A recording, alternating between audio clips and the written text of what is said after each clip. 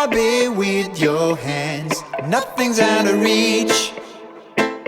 If you really want something, if you need it, you can grab it with your hands. Nothing's out of reach. If you really want something. Hello all you wonderful people out there, welcome to Germaican Experience. My name is Gabi and today I'm going to tell you about my childhood part 2. Remember to subscribe, like, share and comment down below, don't forget. So last time I told you about that I was born in 1963 and stuff like that. And by the way people, I know you're all counting and guessing how old I maybe might be, right? So I just tell you I'm 59 years old and I soon gonna have the 6 and the big 0 on the end. God no. So last time I told you I had to move from my granny's and going to live with my mom, right? So that's what I did. My mom, she lived totally different. My granny, she lived in I believe it was a 3 or 4 story house, and my mom, she lived in a skyscraper. I don't quite remember how many floors it had, but it must be at least 20 or 30 or something. And there were 3 skyscrapers beside each other. We were on the first, so there was the next one and the next one. I remember that. And in front of the buildings there were garages, and in front of the garages there was this big lawn. It was just beautiful. And there we always played. There was a small playground, and where the lawn was, there was also a road going right around, and in the back there was a big woods. It was just fantastic.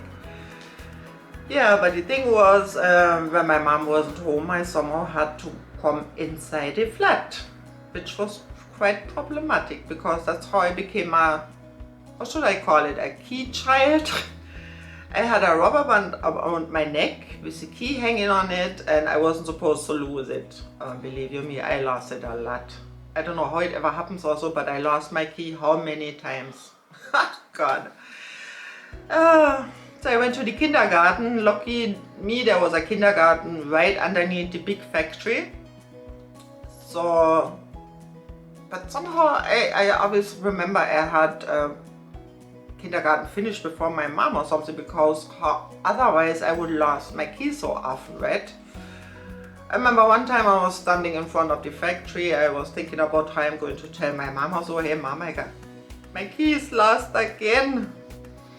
And oh my god, she was so upset. My mom hardly don't ever get upset. She never hit me or anything. Her voice never really got loud, but that time she really was upset. Oh my god. Guess what she told me? She said, Gabi, you better find that key. If you don't find that key, I don't let you back in. Oh my goodness, people. I went to all the places I played before, to my friend's place. I went everywhere and I couldn't find the key. I was so afraid to go home. So after it finally got dark and things like, and I really got scared. So I was standing in front of the door, and there was, and lucky me, she opened the door and she wasn't angry or anything anymore. She just hugged me and everything was okay again. And I got a new set of keys again around my neck with the rubber band. Oh my god. It was a nice time. I quickly made friends because there were lots of children there. I mean, you can imagine 3 skyscrapers there beside each other. There's plenty of children to play with, right? And we used to love to play in the woods, especially in summertime.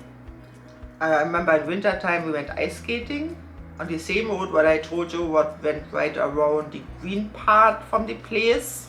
Somehow it turned icy in the winter because the winters were really cool back then and cold. So I had some ice skating stuff like glide shoe, we used to call them. And we played in the woods, which was fantastic. I mean, I always had mush up knees. My knees always were covered in bruises, each one of them, and it never stopped. I mean, it was something else. Everybody laughed about that. I didn't mind. I was a tomboy. I climbed on trees, we played Indians and cowboy.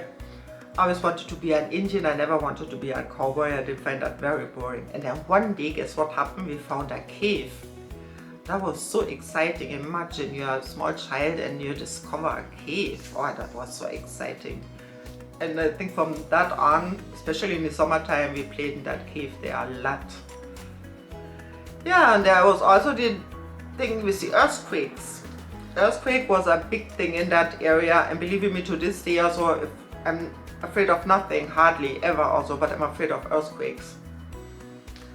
And my mom, she told me, I don't know why she told me that also, because it sounds so ridiculous if I think about it. Anytime an earthquake happens, I'm supposed to put on my red kind of raincoat thing and this funny hat. Don't ask me why. And I wasn't supposed to take the elevator, obviously, because you're not supposed to do that while there's an earthquake. I mean, I understand that. And she said I'm supposed to go downstairs, but we all know, and I know that now, I didn't know it back then.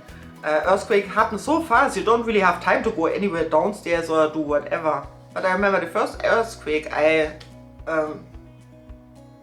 happened to me, like, I never know what really happened, you know. So I remember I went on the balcony, we had a balcony there, and I was looking over, like, and I saw the other two skyscrapers there, and they were just like this.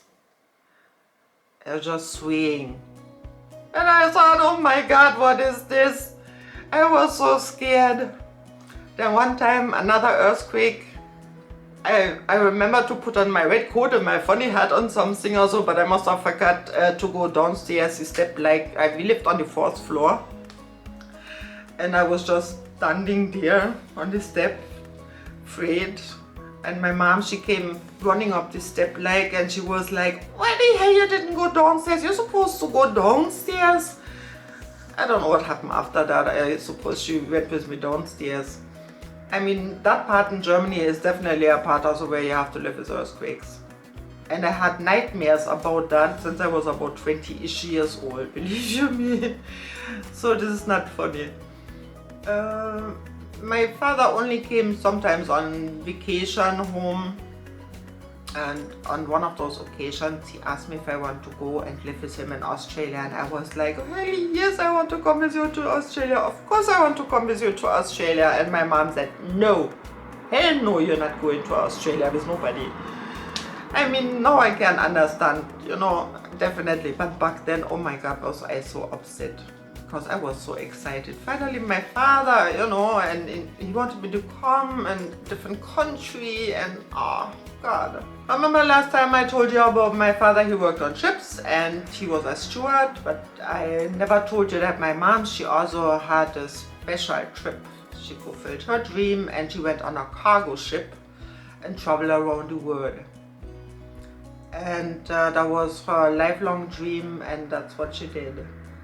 So she came back in 1962, I suppose, and around Christmas time, then I probably was being made, no? Because I was born in September, 9 months later, hello.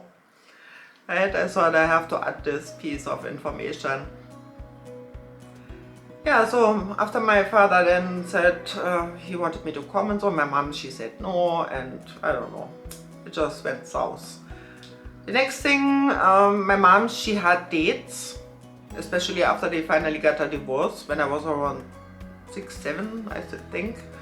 And that was a disaster. I mean, for every child also, when the parents get a divorce also, you don't feel good, right? And I was pretty heartbroken, God no.